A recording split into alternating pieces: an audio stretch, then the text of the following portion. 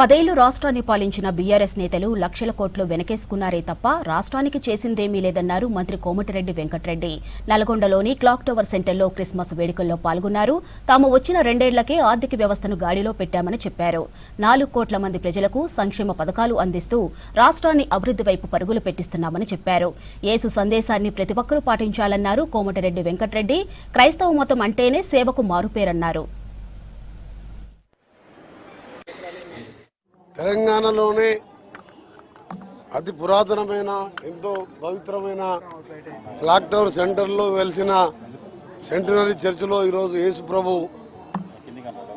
జన్మదిన వేడుకలు, క్రిస్మస్ వేడుకలు వేలాది మంది సమక్షంలో జరుపుకోవడం సంతోషంగా తెలియజేసుకుంటూ క్రైస్తవ సోదర సోదరీమణులందరికీ కూడా క్రిస్మస్ శుభాకాంక్షలతో పాటు ఇంకా 6 రోజులు రాబోయే నూతన సంవత్సరం శుభాకాంక్షలు తెలియజేసుకుంటూ యేసు ప్రభు ఒకటే ఆయన బోధనలో చెప్పింది, శాంతి, ప్రేమ, సహనం అందరిని కూడా పంచాలి, సేవాగుణం కలిగి ఉండాలి, శత్రువులను కూడా ప్రేమించే గుణం ఉన్నవాడే అని చెప్పి ఆయన చేసిన బోధనలు కానీ ఆయన అప్పుడు ఆ రోజు చెప్పిన బోధనలే ఇప్పటికి కూడా ప్రజల్లో ఉండడం.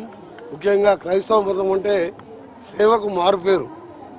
మీరు ఏ హాస్పిటల్లో చూడండి, నల్గొండ లెప్రసీ కాలనీ చూడండి, ఎక్కడికి వెళ్ళో వచ్చిన వాళ్ళు ఇక్కడ లెప్రసీ పేషెంట్ని కూడా దగ్గర తీసుకొని వాళ్ళని సొంత మనుషుల్లాగా చూసుకుంటారు.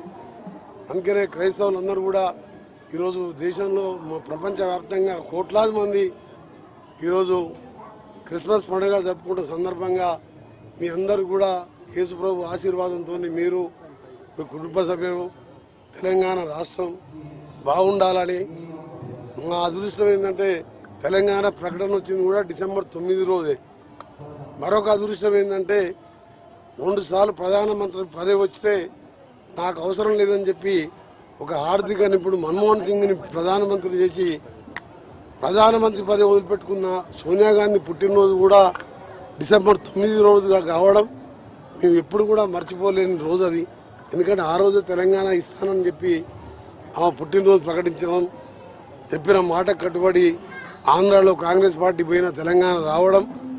సరే 10 ఏళ్ళ అధికారంలో వేరే పార్టీ ఉండి తెలంగాణ మొత్తం అప్రపాలు చేసిన ఇవాళ మళ్ళా 2 ఏళ్లుగా రాష్ట్రాన్ని గాడిలో పెడుతూ సోనియా గాంధీ కన్న కళల్ని 4 కోట్ల మంది ప్రజల తెలంగాణ ప్రజల కళల నెరవేరు సోనియా గాంధీ రుణం తీసుకునే